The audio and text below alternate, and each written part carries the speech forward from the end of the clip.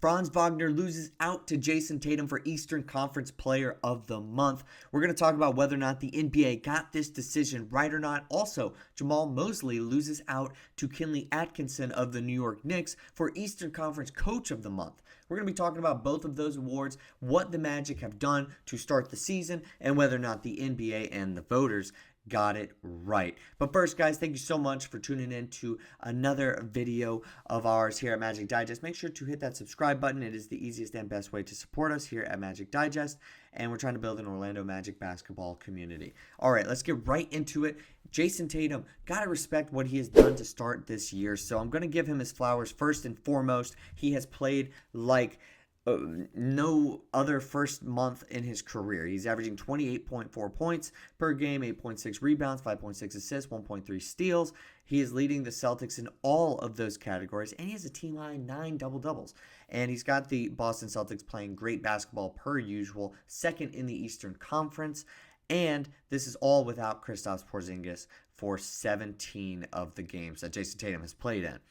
Kristaps Porzingis has only played 4 games. Now, granted, Kristaps kind of hit the ground running a little bit this year, and since he's come back, but he only played 2 games in November since obviously he came back 4 games ago, and the other 2 games that he played in were in December, so they weren't keeping tabs on those games, obviously, when they were making this decision. But as you can see, Jayson Tatum's stats, he's got them playing very, very good basketball. Jaylen Brown even also missed a handful of games, too, in October and November. And there was a stretch where Tatum was really pouring it on to all of the teams that he had played. And he's also been playing very well in the NBA Cup. So that is going to be something that the voters take into account. The Boston Celtics also knocked off the Cleveland Cavaliers, which is something to as well or also be very proud of. If you're the Boston Celtics, something you can hang your hat on at the very beginning of the year. But Franz Wagner, in my opinion, deserved to at least get some serious recognition for this award. There was people talking about LaMelo Ball or Franz Wagner or Jayson Tatum or any other player who's been playing pretty well or pretty good basketball in the Eastern Conference.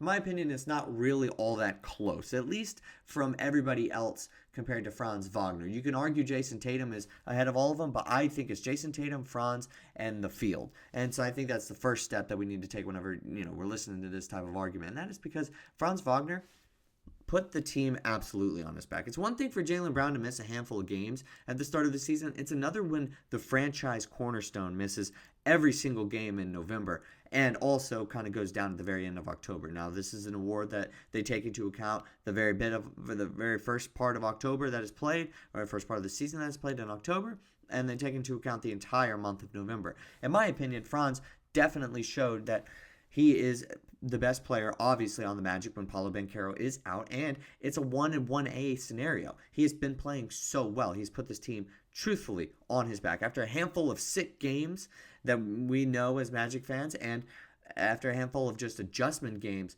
Franz has been easily the best player in the Eastern Conference, truthfully. And statistically, his season numbers might not back up how great he's actually been, but he's been one of the best players in the NBA. Now, he's averaging 24.2 points per game, 5.5 rebounds, 5.5 assists. These numbers are very good for Franz, and I almost don't want to make this a most improved player conversation, but I feel like it should be noted just how much of a step he has taken in the middle of this, not of the start of the season, but I would say like the very beginning or middle-ish, after about the first 7 games or so of the season, after Paolo Banchero went down and after he got some adjustment, how good he has actually been. He was averaging somewhere around 30 points per game prior to the last handful of games in that stretch of when Paolo Banchero was out, and he has been the absolute face of the franchise for the Orlando Magic and has kept things afloat. I cannot stress that enough. This Magic team, truthfully, could be at the very bottom of the Eastern Conference standings. With the way that this team looked and played and the handful of games that Paolo Banchero was out for to start, they could have been at the bottom. They could have been on a massive losing streak. They were on a massive losing streak. They lost 5 games in a row when he went down. But Franz picked it up after having a handful of games in that losing streak, a handful of good games in that losing streak, and said, hey, look, I'm going to continue to play well, pick up the slack while everybody else figures out their game. And he was the very first to do that, figure out his game. And I think that that's extremely important when we're talking about, hey, who has been the best player to start this year? Well, I think the biggest storyline, in my opinion, has been Franz. And also, when we take a look at the NBA standings, specifically in the Eastern Conference, Orlando is not very far behind Boston. Boston is a very good team. They are deep. They got Drew Holiday, everybody else. They got a lot of borderline all-star players on top of Jaylen Brown and including Jayson Tatum. The Magic don't, and they're only 3 games behind. They're 16-8 on the year, and they just took a loss to New York, who is 13-8, but the Orlando Magic are extremely good, and they are the 3rd seed in the Eastern Conference right now, and they are only 4 games behind Cleveland, 3 games behind Boston. That is something that is super important, and something I think that the voters maybe didn't take into account is who means more to which team. I think Boston could have stayed afloat and maybe been around the 4th or the 5th seed without Jayson Tatum, or maybe they'd be even higher if they had Kristaps in there too. But, without Tatum and Porzingis, that'd be extremely tough. But let's say that they did have Porzingis and it was Tatum that was out. I think they would stay around, where New York or Milwaukee is. If Orlando didn't have Franz right now, I don't even know how many games they would have won. I think they'd been below the 76ers right now at 5-15. And if they had Paolo and not Franz, who knows where they would be, because we haven't really seen that much because Franz is usually never hurt. So he's been all reliable this entire way. Now, this isn't to take away from the award, because I think definitely Jayson Tatum deserved it. But I definitely think there should be a notice that, hey, Franz wasn't too far off either. And now, how important is a Player of the Month award? Probably not that important. I'm not going to sit here and argue that. But I definitely think that this is something that needs to be addressed.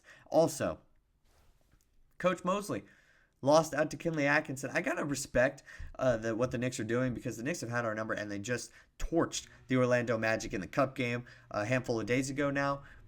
But I definitely think what Jamahl Mosley has been able to do with this Magic team with his best player out is something that should be commended. And he has adjusted his starting lineup. He's had other injuries, such as Wendell Carter Jr. Come in and out of the lineup. Gary Harris has now been out for a minute, he was out for a minute, and then Jalen Suggs was out for a game or so. He's been having to adjust and rework that starting lineup. He's trusted in guys such as Tristan da Silva and Anthony Black for more minutes this year, and it looks like both of those have been very good decisions. Da Silva, oh my God, I almost said Anthony Da Silva. Tristan Da Silva hasn't been great in the last handful of games, but he's still been a guy who's getting a lot of minutes when the team really puts their trust into him, and he's paid dividends. And Anthony Black as well has been that third guy in that guard rotation behind KCP and Jalen Suggs, and he's had to make that decision of moving Cole Anthony back down to the bench, and I think he's done it in good time. Also, Pataze is one of the glue or big pieces of this team, and I don't think that there's any arguing that. And I think that hopefully Jamahl Mosley will continue to put his trust into him, and those have all been great decisions made by Jamahl Mosley. So I think at 16-8, this Orlando Magic team maybe lost just a couple games towards the end there that they hopefully could have won or should have won, and wouldn't have affected too much of the voters, because obviously part of that was in December, but definitely would have liked them to get off to the races maybe quicker and potentially bring some of the statistics when you compare them to the Boston Celtics more into the Orlando Magic's favor. But guys, let me know what you think down in the comments below. Should Franz Wagner have been the Player of the Month? It takes into account both October and November. What would you have said if you were, any of the people who decide on this award? Whoever that may be, I honestly don't even really know. But what do you think in the comments down below? Thank you guys so much for watching. I'll see you guys with some more Orlando Magic basketball content next time.